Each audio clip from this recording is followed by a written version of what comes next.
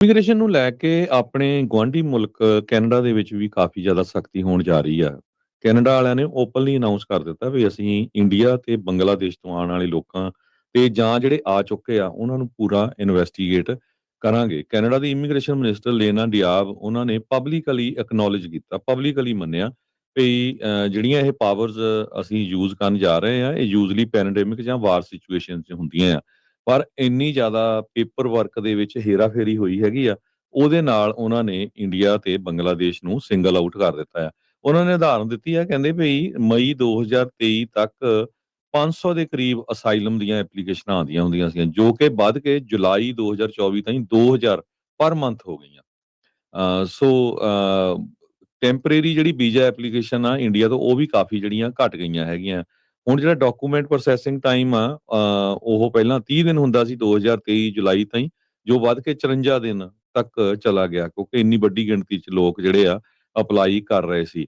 ਜਨਵਰੀ ਦੇ ਵਿੱਚ 63,000 ਲੋਕਾਂ ਨੇ ਅਪਲਾਈ ਕੀਤਾ, ਅਪਰੂਵ ਕੀਤੇ, ਸੌਰੀ 63,000 ਲੋਕਾਂ ਨੂੰ ਵੀਜ਼ਾ ਅਪਰੂਵ ਕੀਤਾ, 48,000 ਦਾ ਜਿਹੜਾ ਆ ਉਹਨਾਂ ਨੇ ਲੋਕਾਂ ਨੂੰ ਡਿਨਾਈ ਵੀ ਕੀਤਾ ਹੈਗਾ ਆ। ਸੋ 1873 ਦੇ ਕਰੀਬ ਜਿਹੜੀਆਂ ਐਪਲੀਕੈਂਟਸ ਹੈਗੇ ਆ ਉਹਨਾਂ ਨੂੰ ਫਰਦਰ ਕੁਐਸਚਨਿੰਗ ਦੇ ਲਈ ਉਹਨਾਂ ਨੇ ਲੈਟਰ ਜਿਹੜੇ ਭੇਜੇ ਹੈਗੇ ਆ। ਸੋ ਕਹਿੰਦੇ ਭਈ ਡਿਪਾਰਟਮੈਂਟ ਨੇ ਇਹ ਕਿਹਾ ਆ ਭਈ ਜੋ ਟੈਂਪਰੇਰੀ ਰੈਜ਼ੀਡੈਂਟ ਵੀਜ਼ਾ ਹੈਗਾ TRV ਫਾਰਮ ਹੈਗੇ ਆ, ਉਹ ਜਿਹੜੇ ਹਾਈਐਸਟ ਰੇਟ ਆਫ ਅਬਿਊਜ਼ ਮੁਲਕ ਆ ਉਹਨਾਂ ਦੇ ਵਿੱਚ 97% ਡਰੋਪ ਹੋਇਆ illegal US crossing by foreign national into Canada from its peak in June 2024।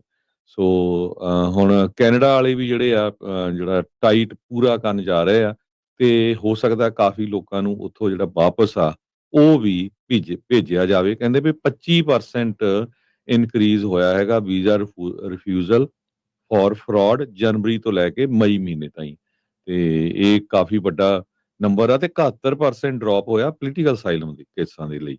ਜੀ। ਸੋ ਇਹ ਵੀ ਬਹੁਤ ਵੱਡਾ ਨੰਬਰ ਹੈ। ਇਹਦਾ ਮਤਲਬ ਵੀ ਲੋਕ ਆ ਨਹੀਂ ਰਹੇ ਹੁਣ, ਤੇ ਇਸੇ ਕਰਕੇ ਜਿਹੜਾ ਆ ਇਹ ਡ੍ਰੌਪ ਹੋਇਆ ਹੈਗਾ ਜਾਂ ਉਹਨਾਂ ਨੂੰ ਵੀਜ਼ੇ ਨਹੀਂ ਦਿੱਤੇ ਜਾ ਰਹੇ। 74% ਹਰਜੋਤ ਸਿੰਘ ਜੀ ਰਿਜੈਕਸ਼ਨ ਆ ਇਸ ਵਾਰ ਸਟੂਡੈਂਟ ਵੀਜ਼ਾ ਦੀ, ਜਿਹੜੀ ਕੈਨੇਡਾ ਨੂੰ ਖਾਸ ਕਰਕੇ ਜਿਹੜੇ ਭਾਰਤੀ ਮੂਲ ਵਾਲੇ ਆ ਉਹ ਅਪਲਾਈ ਕਰ ਰਹੇ ਆ। ਇਮੀਗ੍ਰੇਸ਼ਨ ਰੂਲਸ ਬਹੁਤ ਜ਼ਿਆਦਾ ਜਿਹੜਾ ਸਖਤ ਕਰ ਰਹੇ ਆ ਉੱਥੇ ਉਹਨਾਂ ਸਟੂਡੈਂਟਸ ਦਾ ਜਿਨ੍ਹਾਂ ਨੂੰ ਆਇਆਂ ਨੂੰ ਉੱਥੇ ਕਈ ਸਾਲ ਹੋ ਗਏ ਅਜੇ ਤੱਕ ਪੱਕੇ ਨਹੀਂ ਹੋਏ, ਤਾਂ ਹੋ ਸਕਦਾ ਵੀ ਉਹਨਾਂ ਨੂੰ ਮੁਲਕ ਛੱਡਣਾ ਪਵੇ। ਇੱਦਾਂ ਦੀਆਂ ਜਿਹੜੀਆਂ ਗੱਲਾਂ ਆ, ਚਰਚਾਵਾਂ ਆ, ਉਹ ਬਹੁਤ ਜ਼ਿਆਦਾ ਕੈਨੇਡਾ ਦੇ ਵਿੱਚ ਤੇਜ਼ ਹੋ ਚੁੱਕੀਆਂ ਆ।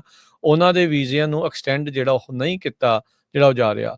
ਸੋ ਫਰਾਡ ਦੀ ਗੱਲ ਕਰਕੇ ਜਿਹੜਾ ਕੈਨੇਡਾ ਆ ਉਸ ਨੇ ਹੁਣ ਇਮੀਗ੍ਰੇਸ਼ਨ ਖਾਸ ਕਰਕੇ ਜਿਹੜੇ ਸਟੂਡੈਂਟ ਸਟੱਡੀ ਪਰਮਿਟਸ ਆ ਉਸ ਦੇ ਉੱਤੇ ਇੱਕ ਹਿਸਾਬ ਦੇ ਨਾਲ ਰੋਕ ਹੀ ਲਾ ਦਿੱਤੀ। 4 ਚੋਂ 3 ਜਾਣਿਆਂ ਦਾ ਜਿਹੜਾ ਵੀਜ਼ਾ ਆ ਉਹ ਰਿਜੈਕਟ ਕੀਤਾ ਜਾ ਰਿਹਾ ਆ। ਅਗਸਤ 2023 ਚ ਇਹ ਰੇਟ 32% ਸੀਗਾ। ਓਵਰਆਲ ਰਿਜੈਕਸ਼ਨ ਰੇਟ ਐਪਲੀਕੇਸ਼ਨਸ ਦਾ 40% ਰਿਹਾ ਆ, ਪਰ ਇਹ ਆਲਮੋਸਟ ਡਬਲ ਜਿਹੜਾ ਉਹ ਹੋ ਚੁੱਕਾ ਹੈ। 74% ਦੇ ਉੱਤੇ ਜਿਹੜਾ ਉਹ ਪਹੁੰਚ ਗਿਆ ਹੈ। ਕੈਨੇਡਾ ਨੇ ਪਹਿਲਾਂ ਹੀ ਜਿਹੜੇ ਇੰਟਰਨੈਸ਼ਨਲ ਸਟੂਡੈਂਟ ਪਰਮਿਟ ਆ ਉਹਨਾਂ ਦਾ ਨੰਬਰ ਘਟਾ ਦਿੱਤਾ ਸੀ ਲਗਾਤਾਰ ਦੂਸਰੇ ਜਿਹੜੇ ਉਹ ਸਾਲ। ਸੋ ਇਹ ਜਿਹੜੀ ਸਿਚੁਏਸ਼ਨ ਆ ਉਹ ਬਣੀ ਆ। ਇਹ ਇੰਡੀਆ ਵਾਲਿਆਂ ਦੇ ਨਾਲ ਜ਼ਿਆਦਾ ਹੋ ਰਿਹਾ ਕਿਉਂਕਿ ਉੱਥੇ ਜਿਹੜਾ ਫਰਾਡ ਆ ਰੈਂਪੈਂਟ ਬਹੁਤ ਆ, ਕਾਗਜ਼ਾਂ 'ਚ ਹੇਰਾਫੇਰੀ ਬਹੁਤ ਜ਼ਿਆਦਾ ਹੁੰਦੀ ਆ।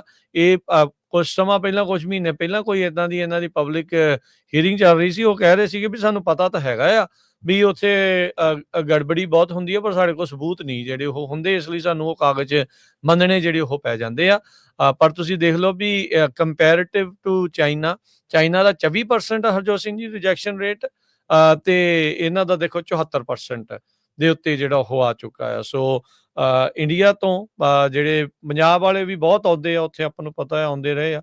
ਹੁਣ ਆਪਾਂ ਨੂੰ ਪਤਾ ਵੀ ਆਈਲੈਟਸ ਵਾਲੀਆਂ ਤਾਂ ਹੀ ਦੁਕਾਨਾਂ ਜਿਹੜੀਆਂ ਉੱਥੇ ਬੰਦ ਹੀ ਜਿਹੜੀਆਂ ਇੱਕ ਹਿਸਾਬ ਦੇ ਨਾਲ ਹੋ ਰਹੀਆਂ ਹੈਗੀਆਂ। ਸੋ ਸਿਚੁਏਸ਼ਨ ਇੱਥੇ ਤੱਕ ਜਿਹੜੀ ਉਹ ਪਹੁੰਚ ਚੁੱਕੀ ਆ। ਜਿਹੜੇ ਸਟੂਡੈਂਟ ਵੀਜ਼ੇ ਦੇ ਉੱਤੇ ਆਏ ਸੀ ਜਿਹੜੇ ਅਜੇ ਤੱਕ ਪੱਕੇ ਨਹੀਂ ਹੋਏ, ਤਾਂ ਉਹ ਹੁਣ ਜਿੱਦਾਂ ਤੁਸੀਂ ਕਿਹਾ ਵੀ ਉਹ ਅਸਾਈਲਮ ਦੇ ਕੇਸ ਹੀ ਬਹੁਤ ਜ਼ਿਆਦਾ ਜਿਹੜੇ ਉਹ ਵੱਧ ਰਹੇ ਆ। ਉਹਦੇ ਚੱਲਦਿਆਂ ਹੁਣ ਉਹਨਾਂ ਦੇ ਵੀਜ਼ੇ ਐਕਸਟੈਂਸ਼ਨਾਂ ਦੇ ਉੱਤੇ ਵੀ ਜਿਹੜੀ ਤਲਵਾਰ ਆ ਉਹ ਲਟਕ ਰਹੀ ਹੈਗੀ ਆ। ਸੋ ਸਿਚੁਏਸ਼ਨ ਕੈਨੇਡਾ ਦੇ ਵਿੱਚ ਵੀ ਸਖਤ ਜਿਹੜੀ ਉਹ ਹੁੰਦੀ ਜਾ ਰਹੀ ਹੈ।